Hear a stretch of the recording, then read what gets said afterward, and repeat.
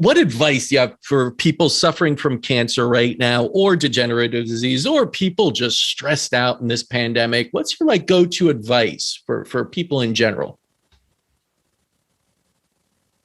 Well, if we're talking about what principles to follow to maintain optimal health, you really have to cut out sodium.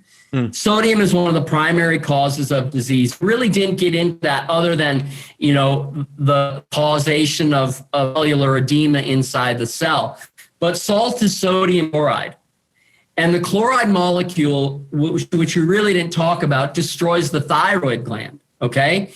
And this doesn't matter if it's healthy salt, Celtic salt, Himalayan salt, or if it's table salt. Table salt, like I said, is 99% sodium chloride. Your most healthiest salts are 86, 87% sodium chloride. That is the destructive molecule. It destroys the thyroid gland any way you cut it. Why? Because the chloride molecule displaces iodine from the thyroid gland. It displaces iodine. Why is the thyroid so important? It's your primary metabolic organ other than the liver. The thyroid is specifically responsible for replicating, reproducing mitochondria. Remember mitochondria, the little things inside your cell that convert food into energy. Your thyroid is responsible for reproducing them. So when you're eating sodium chloride in any form, you are going to come down with subclinical and eventually in worse thyroid conditions as it relates to sodium intake. So first and foremost, you've got to decrease your sodium intake. Good sodium or not, you've got to decrease your intake. The body's obligatory loss of sodium on a daily basis is 250 milligrams. That means that is the optimal amount you need to maintain proper health. That's about a quarter of a teaspoon. That's the maximum amount of salt you should be getting on any daily basis, maximum. For a cancer patient, 0. You can't have any because you have got to keep salt and water out of the cells. So that's first and foremost. Today, you have to be doing 1 coffee enema a day. Now, people are like, that sounds really ridiculous and really extreme.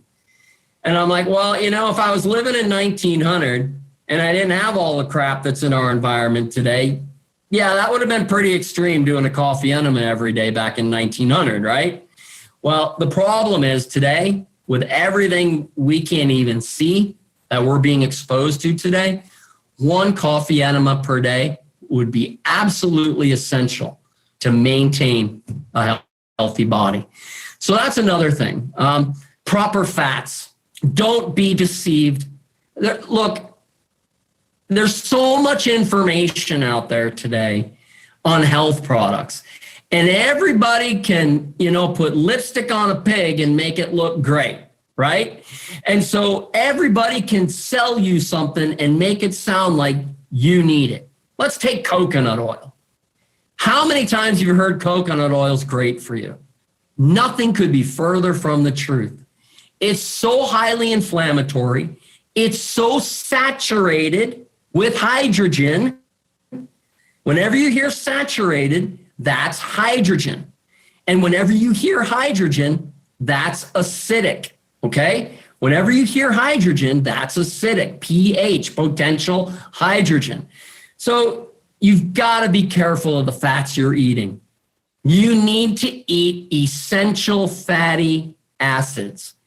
Essential. By definition, essential means you must get it from your diet. The body can't produce it.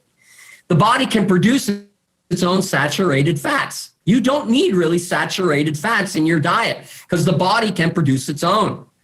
You need essential fatty acids, and those are your non-saturated or monosaturated, like olive oil.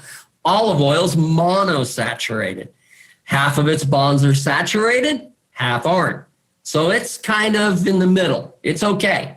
Very little amounts. Flax oil. Get a tablespoon of flax oil in your diet every single day. That will stimulate your metabolism.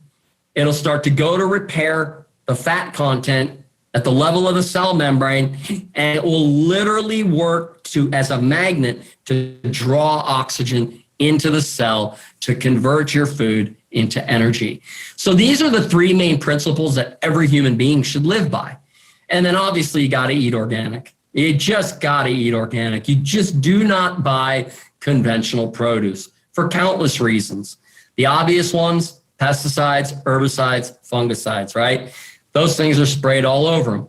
The other obvious reason, fertilizers.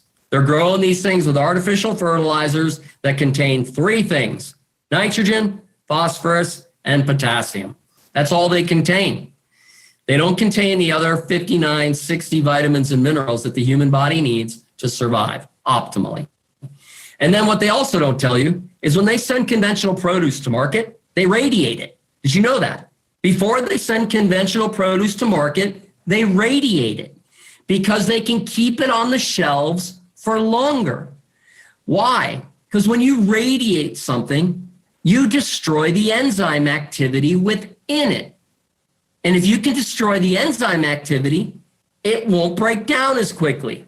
Well, the problem is those enzymes are absolutely vital for maintaining human health, let alone cure a sick and dying body.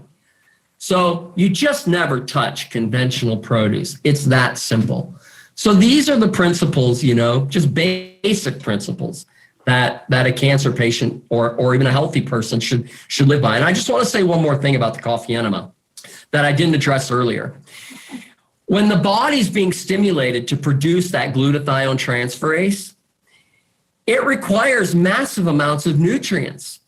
So not only does it require palmitic acid, which is in the coffee, but you need all your B vitamins, vitamin C, cofactors. Massive amounts of nutrients are needed to produce glutathione transferase.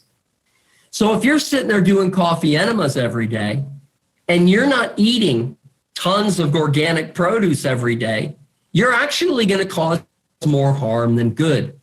The general rule on the Gerson therapy is 3 to 4 juices for every coffee enema to maintain that balance within the body.